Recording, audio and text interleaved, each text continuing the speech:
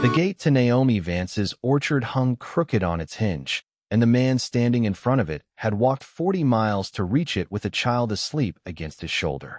He did not knock. He did not call out.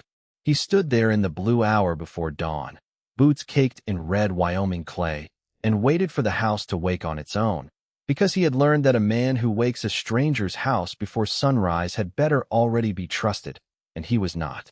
Wherever you're listening from tonight, whether you've got supper on the stove or you're driving home under a sky full of stars, settle in, because this one's going to sit with you a while. The child stirred against Ezra Coyle's collar and murmured a word that might have been mama, though her mother had been 3 winters in the ground, and Junie Coyle was old enough now to know it, and young enough still to forget it in her sleep. Ezra shifted her weight and did not wake her. He had carried her through worse mornings than this one. He had carried her out of a burning granary 2 towns back, out of a boxcar in a hailstorm, out of the arms of a great-aunt in Cheyenne who had looked at the girl the way a woman looks at a debt she has decided not to pay. He was not carrying her because he was strong. He was carrying her because there was no one else, and a man finds out what he is capable of only after every excuse for quitting has been taken from him. The porch light came on before the sun did. Naomi Vance stood in the doorway in a gray wool coat thrown over her nightclothes, a shotgun broken open over her forearm in the particular way of a woman who has learned that a gun held ready is a threat, but a gun held broken is a conversation, and she had had enough conversations at gunpoint to know the difference mattered. She was 38 years old, sharp-boned, gray threading early through hair the color of wet bark, and she looked at the man and the sleeping child on her gate for a long moment before she spoke.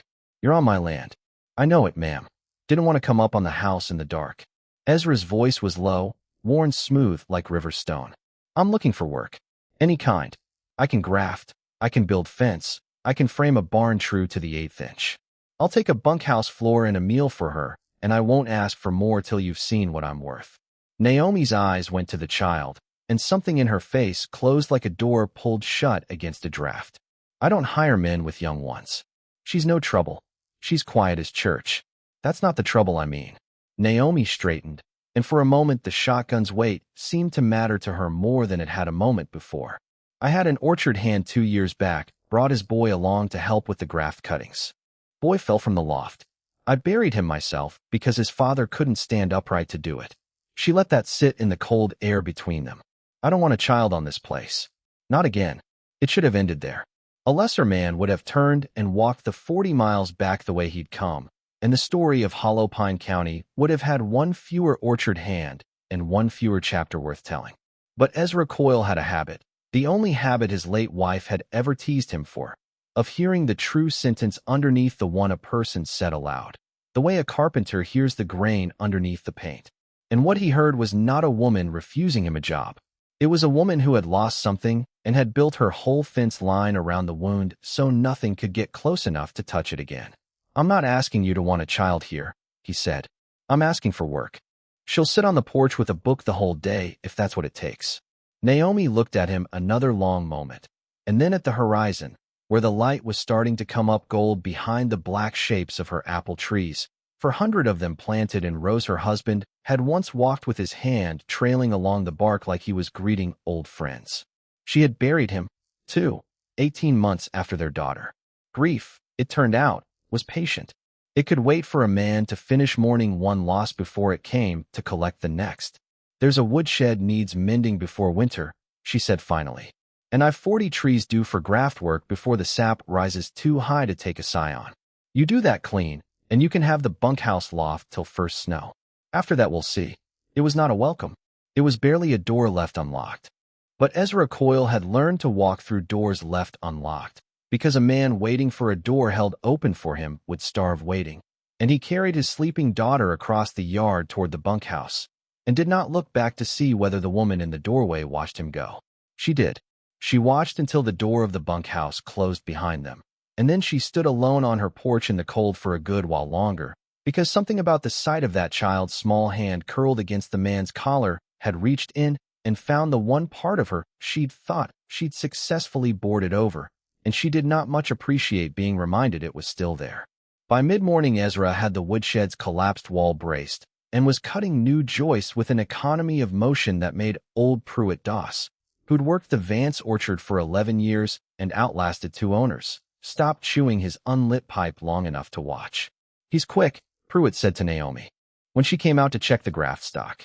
"Quick and clean. Don't waste a cut." "I don't need him to be clean. I need him to be gone by first snow." "Whatever you say, Mrs. Vance." Pruitt put the pipe back between his teeth, and if he had an opinion about how a woman who wanted a man gone by first snow had spent the whole morning finding reasons to walk past the woodshed, he kept it to himself, which was the wise thing to do around Naomi Vance on a morning like this one. Junie Coyle, meanwhile, did not sit on the porch with a book, because there was no book to be had, and because an 8-year-old girl who has crossed 4 territories in the back of wagons does not know how to sit still simply because a stranger with a gun has asked her father to keep her quiet. She found her way to the orchard rows before noon, walking the grass between the trees with the careful, wide-eyed attention of a child cataloging a new world, and it was there that Naomi found her, kneeling in the dirt beside a row of grafted saplings with her small hands folded in her lap like she was in church. "You're not to touch these," Naomi said, sharper than she meant to. "I'm not touching. I'm looking." Junie pointed at the seam on the nearest sapling's trunk, a scar of dark wax where a new branch had been bound to old rootstock. "Why's it wrapped like a hurt finger?" Naomi's mouth opened to give the girl the same clipped answer she gave everyone who asked about her grafting. "It's how you get good apples from old wood." But something about the child's face, so plainly curious and so plainly unafraid of her, stopped the words in her throat. "It's a graft," she said instead. "You take a piece of a tree that makes good fruit and you bind it onto a root that's already strong. The wax keeps the wound from drying out till the 2 pieces learn to be one tree. Does it hurt the tree? For a while. Then it doesn't remember being 2 things." Naomi heard her own voice catch on the last word and covered it by turning to check the wax seal on the nearest graft, though her hands were not entirely steady doing it. "My mama used to graft roses," Junie said, matter of fact, the way children say the things that break a room in half without knowing they've done it. "She said you had to want the 2 pieces to be one thing more than you were afraid of the cut. Papa says she was right about near everything." Naomi did not answer that. She stood, brushed the dirt from her knees, and walked back toward the house at a pace just short of fleeing. And if Pruitt Doss noticed that Mrs. Vance's eyes were wet when she passed the woodshed a second time that morning, he had the sense, again, to say nothing at all. That first week set the shape of what followed. Ezra worked from before light to past dark, and Naomi watched him work the way a woman watches a man she has decided not to trust, which is to say closely and often. He mended the woodshed. He rebuilt 200 feet of collapsed fence along the north pasture. He grafted the 40 scarred trees with a hand so careful that Pruitt swore not one graft failed to take, which had never once happened in 11 years of orchard seasons. And every evening, Junie sat on the bunkhouse steps and watched the light change on the mountains, and every evening, without quite deciding to, Naomi found some errand that took her within sight of that porch step, until by the second week she had stopped inventing errands and simply came to sit on the fence rail nearby, close enough to talk, far enough to leave herself room to pretend she hadn't meant to. "Your papa says you had a mother who grafted roses," Naomi said one evening, not looking at the girl, looking instead at the darkening line of the ridge. "She died of the coughing sickness 2 winters back. Papa carried her out to the wagon himself, so I wouldn't have to see the men do it." Junie said this without drama, the flat and total honesty of a child who has not yet learned to guard her losses behind a locked door, and Naomi felt the words land in her chest like a stone dropped in still water. "Papa says it's all right to be sad and to keep walking both at once. He says grief's like carrying water. You spill less if you don't stop moving. Your papa sounds like a wise man. He's mostly just tired." Junie considered this with the seriousness of a much older person. "You're sad too. I can tell. You look at the little grafted trees the way Papa looks at Mama's rose bushes we left behind." Naomi did not answer for a long moment. When she did, her voice had gone thin. "I had a daughter once. Ada. She'd be near your age now, had she lived." She had not said the child's name aloud to a living soul in nearly 3 years, and saying it now felt like lancing something that had swollen shut. "The coughing sickness took her too. Same winter it near took the whole county." "Was she your only one?" "My only one." Naomi looked down at her own hands, work-hardened and pale in the last light. "I buried her, And then I buried her father a year and a half later. When his heart gave out from grief he never once spoke of. I decided after that I wasn't going to let anything else close enough to matter. It's easier that way. Nothing to lose if there's nothing you've let yourself keep. Junie considered this the way she considered most things, without flinching. That sounds lonely. It is, Naomi said, surprised by her own honesty. Lonely. But lonely doesn't kill you. Loving somebody and losing them again might. Junie was quiet a moment, swinging her bare feet against the porch step. Papa says a person can't graft a new branch onto a tree that's decided it doesn't want to grow anymore. Says the tree has to want it, or the wax and the binding don't do a thing. She looked over at Naomi with the plain directness only a child can manage. Do you want it? It was, Naomi would think later, the single most invasive question anyone had asked her in 3 years, and it had come from an 8-year-old girl swinging her feet on a bunkhouse step at dusk. She had no answer for it that evening. She only rose, said good night in a voice that came out rougher than she intended, and walked back to her house alone, and did not sleep well, because the question sat in her chest like a splinter that had gone in too deep to work free with her fingers. If you've ever stood at exactly that fork, wanting to let someone back in and being certain, bone-deep certain, that it would cost you everything again if you did, you already know there is no comfortable answer to a question like that. There is only which fear you decide to live with. The trouble that had been building under Hollow Pine's calm surface came due in the 4th week of Ezra's employment, and it came in the shape of a man named Corwin Bracewell, who held the paper on half the county and had wanted Naomi Vance's orchard land since before her husband died, because the surveyor's stakes for the new rail spur ran directly through her 400 trees. And Bracewell stood to make more money selling that right-of-way to the railroad than he had made in the last 10 years combined. He rode out to the orchard on a gray gelding with 2 of his men trailing at a respectful distance, and he did not dismount, because a man like Bracewell preferred to look down at the people he was ruining. Mrs. Vance, I understand your notes come due at the bank next month, and I understand from Mr. Aldous down there that you're short by a considerable measure. My orchard will cover it. The apples are heavy this year. Apples don't pay a note in October, Mrs. Vance. They pay it in December, after they've been pressed and sold, and your note is due the 14th of next month. Bracewell smiled the way certain men smile when they are enjoying themselves and wish to appear as though they are not. I'd be willing to take the north 200 trees off your hands at a fair price. Enough to clear your note and leave something besides. The north 200 trees are the oldest rootstock on this place. My husband's father planted half of them. Sentiment doesn't clear a note either. Bracewell's gelding shifted, and he let it, enjoying the way the movement made Naomi step back. I'd hate to see the bank take the whole orchard for one of 200 trees, Mrs. Vance. Think on it. I won't ask twice. He rode off with his men, and Naomi stood in her own yard with her hands shaking, not from fear of Bracewell exactly, but from the particular fury of watching a man calculate the value of your grief down to the dollar. Ezra had come around the woodshed corner in time to hear the last of it, and he said nothing, only stood at a respectful distance until Bracewell's dust had settled on the road, and then he said, "Quiet. That man wants more than 200 trees. He wants the rail money. The whole 400, eventually, once he's got the note as leverage." Naomi's voice was tight. "He'll bleed me a piece at a time till there's nothing left to hold on to. Then don't let him take it a piece at a time." Ezra's eyes went to the ledger book she'd left on the porch rail, its spine cracked from years of anxious opening. "How short are you, truly? Truly? $210, come the 14th. I've combed every account I've got." Ezra was quiet a moment, and Naomi watched something move behind his eyes that she would only understand the shape of much later.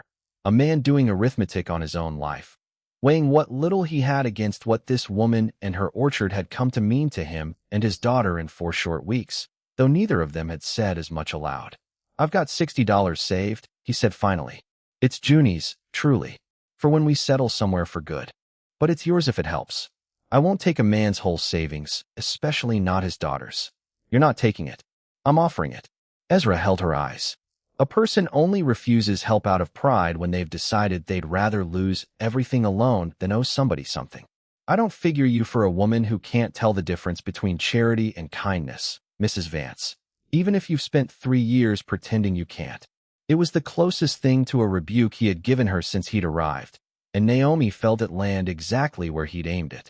She did not answer him that evening, but something in her had shifted, quietly, the way a fence post shifts after a season of frost heave.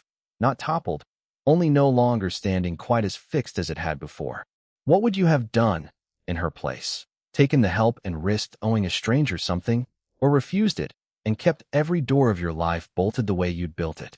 There is no wrong answer to that question. There is only the answer that costs you less sleep. The 2 weeks that followed the 14th were the hardest of the whole autumn.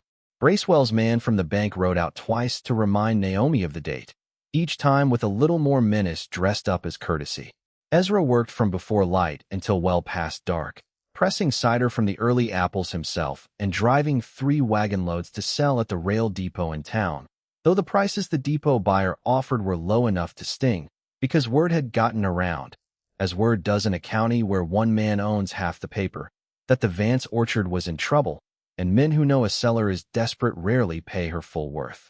Naomi worked beside him without being asked, hauling crates until her hands blistered, and one cold evening, pressing the last of the cider by lantern light in the barn, she found herself telling him about Ada, not the flat facts she had given the girl, but the real shape of it, the fever that would not break, the small hand that had gone slack in hers at 3 in the morning while her husband slept exhausted in the next room. The guilt of that, of not waking him in time to say goodbye, guilt she had never spoken to another living soul. Ezra listened without interrupting, and when she had finished, he did not offer comfort, which she was grateful for, because comfort just then would have felt like a lie. He only said, "I didn't wake for my wife's last breath either. Junie did. She was 6. She's the one who came and got me." His jaw worked a moment. "I've never forgiven myself for sleeping through it. But I've had to learn that forgiving yourself and understanding yourself aren't the same thing, and a man can do the second without ever quite managing the first. How do you keep walking, carrying a thing like that? The same way you graft 2 things onto one another that oughtn't hold." His eyes met hers in the lantern light, steady. "You don't wait to stop being afraid of the cut. You bind the wound anyway, and you tend it, and you trust that the wanting is enough to make it take, even before you can prove it." He held her gaze a moment longer than was strictly comfortable for either of them. "I think you've been standing at the edge of that a long while, Mrs. Vance. I think you've been afraid to find out if the wanting's still in you. If that lands anywhere close to your own chest tonight. If you've been standing at the edge of your own locked gate, wondering whether you've still got any wanting left in you. You're not alone in it, and it might be worth telling someone that tonight, in whatever way you're able. And if this story's found the right hour of your evening, alike helps more of it find its way to people who need it same as you." The 14th came, and Naomi did not have the full sum. Between the $60 Ezra pressed into her hand over her every objection, the cider money, and every last coin she'd scraped from 3 years of careful widow's economy, she was still $40 short, and she rode in a hollow pine that morning with her jaw set and her stomach in knots, prepared to beg Aldous at the bank for 2 more weeks. She did not get the chance. Bracewell was already there, in the bank's front office, and he had brought papers. Not a foreclosure notice, not yet, but an offer of purchase for the whole 400 trees, dressed up in language soft enough to look generous to anyone who hadn't watched the man's eyes while he said it. "Take the offer, Mrs. Vance, and you'll clear the note with money to spare. Refuse it, and I expect Mr. Aldous here will have some hard decisions to make about extending further credit to an orchard that can't meet its obligations." Aldous, to his credit, looked uncomfortable. But a banker beholden to the man who holds half his own bank's paper does not have much room to be brave, and he said nothing to contradict Bracewell, only shuffled the documents on his desk, and would not quite meet Naomi's eye. It was Ezra, standing at the back of the little bank office with his hat in his hands, who spoke next, and what he said surprised everyone in the room, Naomi most of all. "Mr. Bracewell, before Mrs. Vance signs anything, I'd ask you tell this room plainly why the railroad survey happens to run its stakes through her orchard and not through the Haldane land 2 miles east, which sits flatter and would cost the railroad half what a grade through Orchard Rows would cost them." Bracewell's smile thinned. "The surveyors go where the surveyors go. I framed barns for railroad crews 3 years running before I came west," Ezra said, quiet and level. "I know a survey stake driven by an engineer from one driven by a man paying the surveyor to move his line onto land he means to buy cheap and sell dear. I'd wager Mr. Aldis's own bank records would show when you took out your note against this orchard's paper, and I'd wager it's a date that lines up close to when those stakes went in. The room went very still. Aldis's hand, Naomi noticed, had gone motionless above his ledger. Bracewell said nothing for a long moment, and in that silence, Naomi understood, not with proof yet, but with the sudden clean certainty of a woman finally seeing a shape she'd been staring at for months without recognizing it, that the debt she'd been drowning under for a year had not been bad luck at all. It had been built, patiently, plank by plank, by a man who intended her ruin from the start. That's a serious accusation to make without proof, Bracewell said finally, though his voice had lost some of its ease. It is, Ezra agreed, which is why I'd ask Mr. Aldis to open his books to whoever the county wants to send to look at them, and let the dates speak for themselves rather than any man's word, mine included. Naomi did not sign anything that day. She rode home with her chest full of something she had not felt in 3 years. Not hope exactly. Hope had cost her too much before to trust easily, but something adjacent to it, something with teeth, that felt almost like the will to fight rather than simply endure. Behind her, Ezra rode in silence, and it was only as they crossed back onto her land, the orchard rose stretching gold and heavy in the late afternoon, that she finally spoke. You could have told me you knew railroad surveys. All these weeks. You never asked what I knew, only what I could do with my hands. He looked over at her, and something in his face was careful, almost apologetic. I didn't want to be the man who walked onto your land and started managing your affairs before he'd earned the right to have an opinion on them. You've earned it, Naomi said, and was surprised to find she meant it entirely. The county clerk, once asked, took only 4 days to confirm what Ezra had suspected. Bracewell had taken out the note against Naomi's land, quietly, through a cousin's name, 11 months earlier, the same month the survey crew had first come through with their stakes, well before any engineer's report could have justified routing the line through orchard rows rather than flat pasture. It was not, by itself, enough to undo his hold over half the county's paper. But it was enough, once the story reached the ears of the other men Bracewell had squeezed the same way, for 3 of them to ride into town together and demand the same accounting from Aldis's ledgers that Naomi had, and once that door was open, it did not close again easily. Bracewell did not go to prison. Men like Bracewell rarely do. But within the month, the banks board, under pressure from men he'd wronged for years and had foolishly assumed would never compare notes, called his own loans due, and the railroad, once shown a flatter survey line 2 miles east that would cost them less to grade, redirected its stakes without a second thought for the man who'd bled a county trying to profit from a route they'd never truly needed. Bracewell sold his interest in the bank within the season and left Hollow Pine altogether, not run out by violence or vengeance, but by the same patient accumulation of plain fact that he had once tried to use against a widow's orchard. Naomi's note, cleared by the cider money and covered besides by a small settlement Aldis's chastened board offered in quiet apology for the bank's part in it, was paid in full 3 weeks before Christmas.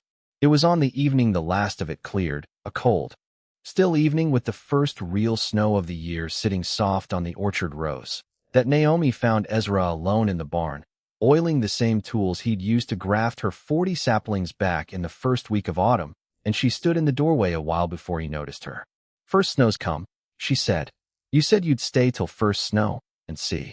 I did say that. Ezra set the oilcloth down slowly. I expect you're here to tell me what you've seen. I've seen a man who could have used what he knew to make himself indispensable and chose instead to hand a woman the truth and let her decide what to do with it. I've seen a man give away his daughter's whole savings without once making me feel I owed him for it. Naomi's voice caught, and she let it, because she had spent 3 years not letting her voice catch in front of anyone, and she found she no longer had the strength to keep it up. I've seen a man who could have taken more from this arrangement than he was owed, more credit, more claim on what we built together these past months, and chose instead to let it be mine to offer rather than his to take. I never wanted to be owed anything by you, Ezra said quietly. I wanted to be known by you. There's a difference, and I think you're the one who taught me it, without either of us quite meaning to. Junie, who had been sitting unnoticed on an overturned crate in the corner, mending a torn hem with more determination than skill, spoke up without looking up from her work. Papa says the graft only takes if both pieces want it. You said that to me too, Mrs. Vance, back in the first week. She held up her mending, inspected it, seemed satisfied. I think you both want it. You've just been too scared to say the word out loud. Same as the tree, don't say it. It just grows. Neither adult had an answer for that, though both of them, for the first time in a long while, were smiling when they had none. Naomi took a step further into the barn. I've got no daughter now, and haven't since the fever took mine, and I told myself I'd never again let myself want one, because wanting is exactly what breaks you when it's taken away. But I've watched that child sit with a book that isn't there and invent whole worlds out of orchard rows for 2 months now, and I find I don't much care to lose the wanting a second time, even knowing what it might cost me. If you'll have this place, both of you, not as hands, not as charity, but as something closer to what a family is, I believe I'd like to offer it. And if I said yes? Ezra's voice was quiet, careful, a man testing ice before he trusted it to hold his weight. Then I expect you'd stay past first snow. Naomi almost smiled. I expect you'd stay through every snow after it, for as long as the wanting holds. The wanting holds, Ezra said, and for the first time since she had met him, standing broken open in her doorway at dawn 2 months before, something in his face looked entirely unguarded. It's held longer than I let myself admit. If you've made it this far tonight, and something in this story has reached the place where you've kept your own gate locked a little too long, I hope you'll let yourself sit with that a moment before you go on with your evening. It's all right to want something again. It's all right to be known. The wedding, when it came the following spring, was a small one, held under the orchard's oldest trees just as the blossoms were breaking, with Pruitt Doss standing witness in a coat he'd clearly not worn since some other, older ceremony, chewing his pipe with something suspiciously close to sentiment in his weathered face, and Mrs. Odette Farrow from the dry goods store humming a hymn under her breath the whole service through, the same habit she brought to every measure of cloth she'd ever cut. Junie stood between the two of them holding a fistful of apple blossoms she'd gathered herself, and when the vows were spoken, she was the one who stepped forward first, before either adult could think to include her, and pressed the blossoms into Naomi's hands like she was completing some ceremony of her own devising, one that had been building quietly in her since the first morning she'd knelt in the dirt and asked why the graft was wrapped like a hurt finger. Naomi Vance, Naomi Coyle, by the end of that afternoon, kept the orchard, all 400 trees, the north 200 rootstock trees older than she was, standing proof against every calculation Bracewell had once made of their worth. She never did learn to stop the small ache that came each October when the first frost turned the leaves, the season Ada had first taken sick, but she learned, slowly, over that spring and the ones that followed, that the ache and the wanting could live in the same chest without one destroying the other, the way a grafted tree carries the old wood scar for the whole of its life, without it ever once stopping the new growth above it from reaching for the sun.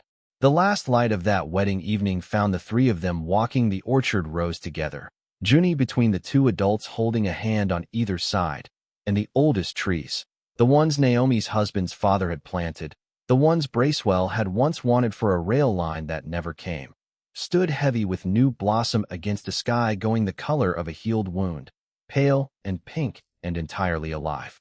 Next week, we'll ride south to a cattle town where a woman nobody believed sets out to prove, with nothing but a ledger book and her own 2 hands, that the man they hanged her father for wasn't the thief at all. Until then, rest well, wherever you're listening from tonight, and I'll see you at the next fire.